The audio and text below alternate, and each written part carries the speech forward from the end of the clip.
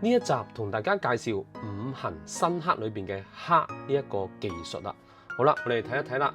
喺剋呢一個技術裏邊咧，木、剋、土嗱就係藍色呢啲箭嘴咯。咁點樣去理解咧？木咧，我哋就比喻為一啲嘅植物啦，佢嘅根部咧可以鑽入去泥土裏邊，咁所以咧木咧個根部可以傷害到泥土，鑽穿個泥土，所以就係木、剋、土啦。咁然之後啦，到睇一個箭嘴啦，就係土同水呢個箭嘴咯。土、剋、水，泥土石頭建造堤壩，可以制住啲水，所以就係土、剋、水啦。好，然之後啦，水、剋、火嗱，大家見到呢個箭嘴咯。水係可以淋熄個火嘅，所以水可以剋火咯，水剋火啦。好啦，再睇呢個箭嘴，火、剋、金，火嘅熱度可以燒溶金屬，所以就係火、剋、金啦。最後啦就係金、剋、木啦。咁我哋就比喻為啦，金屬斧頭可以劈呢一個樹木，就係金、剋、木啦。咁我哋再睇多次啦，木、剋、土，土、剋、水，水、剋、火，火、剋、金，最後就係金、剋、木啦。咁好啦，剛才就介紹咗五行嘅剋啦。嗱，我哋做一啲嘅例子作為一個比喻啊。譬如啦，如果喺一個八字裏邊，咁我哋同時間有月呢一個陰木啦，又有木呢一個陽性嘅土啦。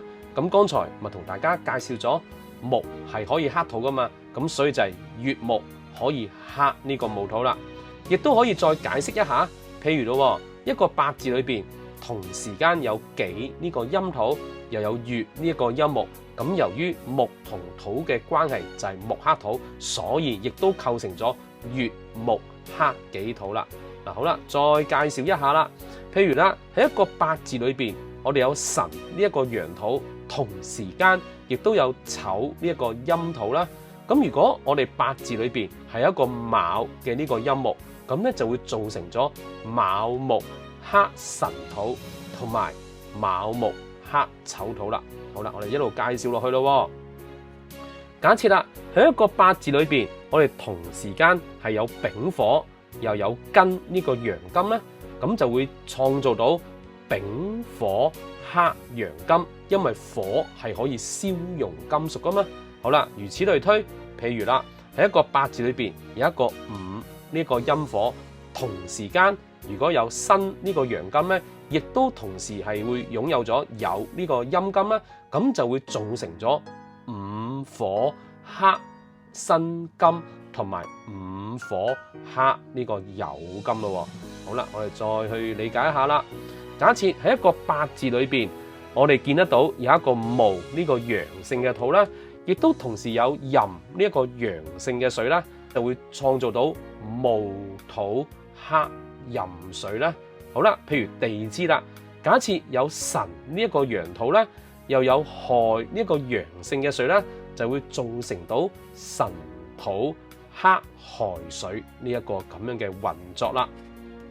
好啦，而家示範一個正式嘅操作嘅介紹啦。嗱，以呢個例子咧，丙午年係年柱咯，月柱係癸巳月，日柱係丙戌日，時柱係丁酉時啦。咁樣咧，我已經係預早將呢個八字寫咗出嚟，同埋將個五行亦都係標示咗出嚟嘅。嗱，大家可以望得到咯，呢個八字就係剛才我所顯示嘅八字啦，我哋都將佢抄咗出嚟，同埋咧每一個天干同埋地支佢嘅五行咧，我都寫咗出嚟啦。嗱，譬如啦，丙同午咧就係大家都係屬火，癸五行屬水，巳五行屬火啦。丙係屬火，戌係屬土，丁五行屬火，酉係五行屬金咯。咁好啦，剛才所講嘅五行申同埋剋，咁喺度可以示範俾你睇啦。咁一般嚟計咧，我哋係八字裏邊大家黐住咗，咁先至會有特別嘅明確嘅牽連嘅申剋噶。喺八字裏邊嘅申同埋剋嘅運算裏邊咧，我哋係特別着重每一隻字黐住嘅，我哋就特別計算嘅。嗱，好啦，我哋舉個例啦。譬如而家呢一個癸係屬水，丙係屬火，咁我哋咪連埋一起嘅，就會構成咗水克火，癸水克丙火啦。嗱，我哋再睇咯，咁呢兩個字咪黐住咗，特別一定要計算佢嘅。佢又係啦，日主係丙火，隔離月份呢個位係一個癸水，水克火，所以癸水係克呢個丙火嘅。咁好啦，我哋睇一睇呢一個位置咧，呢個丁火同呢個丙火係連埋一齊嘅。咁但係我未教噶嘛，咦，兩個五行一樣，逢係兩個五行係一模一樣咧，喺個學名裏邊咧就叫比和啦。咁我哋都要知得到啦，就叫做比和呢一個講法啦。咁好啦，再嚟過啦。比和個意思就係兩個五行一模一樣，大家連埋一齊，你會增強我，我都會增強你咯。我哋再睇下低地支嘅示範啦。